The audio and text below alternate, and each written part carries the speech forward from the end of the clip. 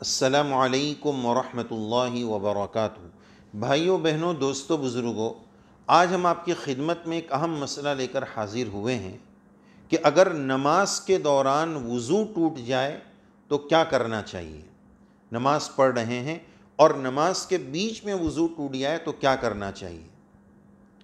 مسئلے کی وضاحت اور جواب سے پہلے یہ ہدایت ضروری ہے کہ سب سے پہلے ہمیں اس بات کی کوشش کرنی چاہیے کہ ہم نماز پڑھنے جا رہے ہیں تو اللہ کے دربار میں جا رہے ہیں، اللہ تعالیٰ کے سامنے کھڑے ہونے جا رہے ہیں، اللہ تعالیٰ سے راز و نیاز اور بات کرنے جا رہے ہیں، تو ہر طریقے کے تقاضے سے فارغ ہو کر، فریش ہو کر، تیار ہو کر مسجد میں جائیں، اللہ کے دربار میں جائیں، مصلی پر آئیں۔ کھانے پینے کا تقاضا اسی وجہ سے کہا گیا کہ شدید کھانے کا تقاضا ہو تو اس کو پہلے کر لیں۔ اسی طرح پیشاب پانی کا تقاضا، اسی طرح اگر کسی کو گیس آ رہی ہے تو اس کو دبا کر نماز میں چلے جائیں، پھر نماز میں ری خارج ہو جائے۔ ہاں، کبھی ایمرجنسی طور پر خارج ہو گئی وہ ایک الگ مسئلہ ہے، لیکن کوشش اس بات کی کرنی چاہیے کہ پورے طور پر تیار ہو کر، تمام ضرورتوں سے فارغ ہو کر جو ہے وہ ہم نماز کے لیے پہنچیں۔ بہرحال نماز میں دھیان جمانے کے لیے 13 ہدایتیں ہم نے ایک ویڈیو میں دی ہیں، آپ اس کو بھی ضرور دیکھیں۔ تو اب اگر نماز کے دوران وضو ٹوٹ گیا تو کیا کرنا ہے۔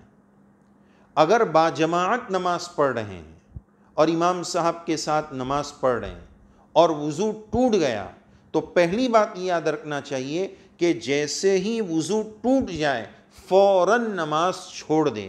اب نماز میں شریک رہنا بالکل جائز اور درست نہیں ہے، اسی وقت فوراً نماز چھوڑ دیں۔ اور کیا کریں؟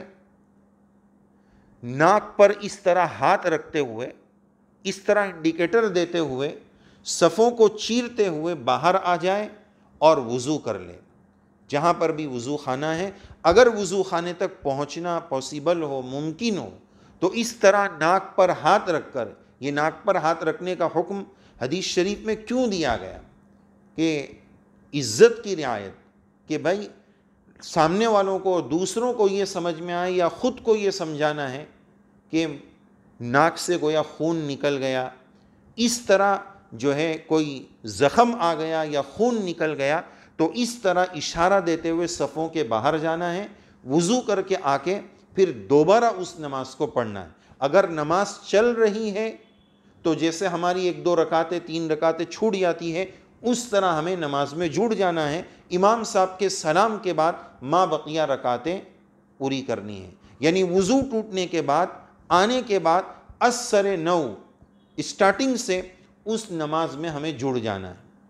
لیکن اگر صورتحال ایسی ہو کہ مسجد فل ہے اور بہت بڑی مسجد ہے اور ہم اگلی صف میں ہیں، اب پوری صفوں کو چیر کر جانا پاسبل نہیں ہے، اتنا رش اور اتنا مجمع ہے، تو اب اصول یہ ہے کہ ابھی بھی نماز میں شریک رہنا اس کے لیے جائز نہیں ہوگا۔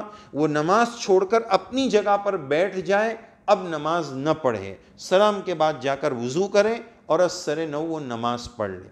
اسی طرح اگر تنہا نماز پڑھ رہے ہیں، اکیلے نماز پڑھ رہے ہیں، مائیں بہنیں نماز پڑھ رہی اور کسی وجہ سے وضو ٹوٹ گیا، تو پھر جا کر وضو کریں اور آ کر اثر نو نماز پڑھیں۔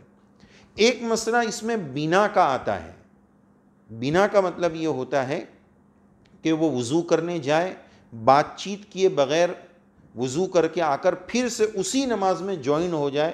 اس کی بہت ساری تفصیلات ہیں، اس مسئلے میں بہت گہرائی ہے، بہت سارے شرائط ہیں، اس لیے افضل اور بہتر ترتیب یہی ہے کہ اس نماز کو واپس سے پڑھ لے، دوہرا لے، استناف کر لے، یہی اصل ترتیب ہے۔